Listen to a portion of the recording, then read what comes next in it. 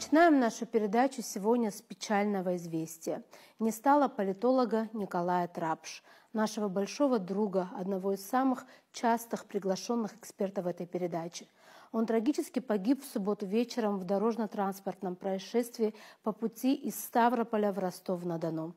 Руководитель Центра исследований Большого Кавказа Института социологии и регионоведения Южного федерального университета, кандидат исторических наук, доцент Николай Алексеевич Трапш уже более 25 лет занимался педагогической деятельностью в вузе, который сам же окончил с отличием.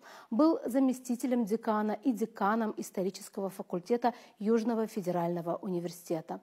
Николай Трапш был признанным научным сообществом экспертом в области истории Кавказа в новое и новейшее время политических процессов в Кавказском регионе на современном этапе, автором более 100 научных и учебно-методических работ по истории России и Кавказского макрорегиона, политической регионалистики, получивших высокую оценку в профессиональном научном сообществе. Николай Алексеевич был одним из наиболее авторитетных и высокопрофессиональных экспертов в чрезвычайно сложной сфере междисциплинарных научных исследований кавказоведений. На трагическую гибель коллеги и друга отозвался политолог Сергей Маркедонов. На своей странице в Facebook он написал, что оглушен этой трагической новостью. «Не могу поверить, до сих пор я знал его со школьных лет. Мы учились вместе в школе номер 43 в Ростове-на-Дону. Правда, он на 3 года младше. Потом РГУ, ИСТФАК, студенческие годы, потом наука, аспирантура, конференции, статьи, доклады. Но даже не это главное. Главное – многолетняя дружба, человеческое общение. С твоей-то энергией, умом, прекрасными человеческими качествами я даже не знаю никого, кто мог бы о тебе что-то плохое сказать. Тебя так не будет хватать, будто бы кусок жизни взяли и вынули», написал Сергей Маркедонов. Хочу вам напомнить, уважаемые телезрители, что вы часто имели возможность услышать мнение политолога Николая Трапш по самым животрепещущим вопросам мировой политики в эфире нашей передачи на протяжении последних 4 лет многократно.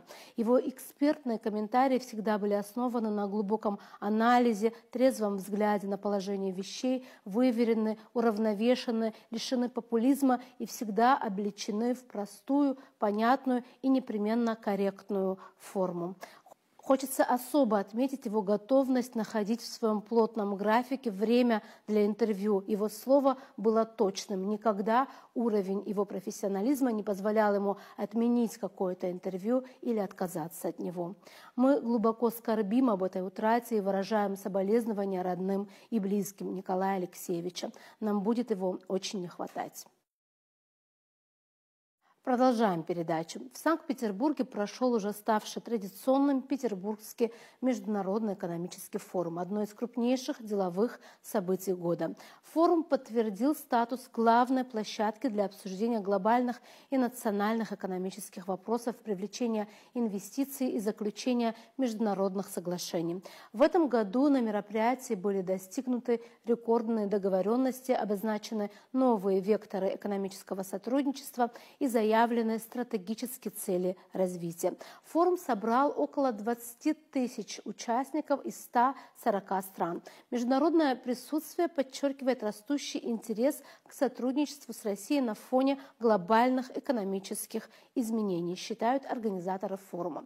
Международный экономический форум становится все более интересным, демонстрируя развитие России и огромный интерес к ней со стороны других государств, отметил после пленарного заседания председатель Госдумы Вячеслав Володин. Президент Абхазии Бадра Гунба принял участие в пленарном заседании 28-го Петербургского международного экономического форума. Также в Петербургском форуме приняла участие делегация абхазских парламентариев под руководством спикера Народного собрания Лаши Ашуба. В составе парламентской делегации также были заместители спикера Астамур Аршба и Ашот Минасян, депутаты Инар Сацба, Беслан Эмурхба и Инар Гицба. В этом году форум проходил под лозунгом «Общие ценности. Основа роста в многополярном мире». Несмотря на то, что форум экономический, все же без политики и политических заявлений тоже не обошлось.